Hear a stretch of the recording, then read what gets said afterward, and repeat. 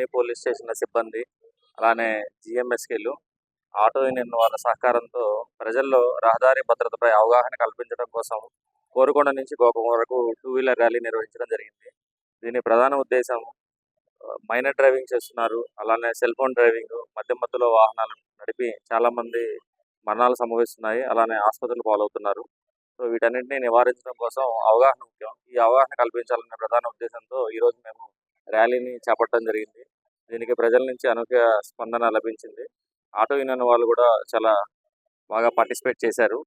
జిఎంఎస్కేలు అలానే మా పోలీస్ సిబ్బంది కూడా ప్రతి స్టేషన్ పరిధిలో, అలానే నేషనల్ హైవే, స్టేట్ హైవే పరిధిలో ఉన్న గ్రామాల్లో కూడా ఈ మాసం పాటు అనేక కార్యక్రమాలు నిర్వహించడం జరుగుతుంది.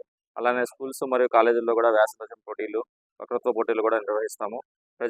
ప్రజల్లో ముఖ్యంగా చైతన్యం తీసుకురావాలనే ఉద్దేశంతో ఈ కార్యక్రమాన్ని నిర్వహించడం జరిగింది. హెల్మెట్ లేకుండా డ్రైవ్ చేసే వాళ్ళపై పెనాల్టీ విధించడం జరుగుతుంది.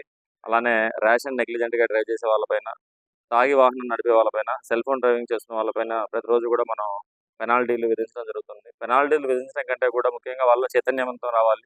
అందుకని ఇట్లాంటి కార్యక్రమాలు చేపట్టడం జరుగుతుంది. Local to global news at your finger tips. మీ చేతిలో ఒక ఆయుధం. Download R TV app. Media legend Ravi Prakash is back.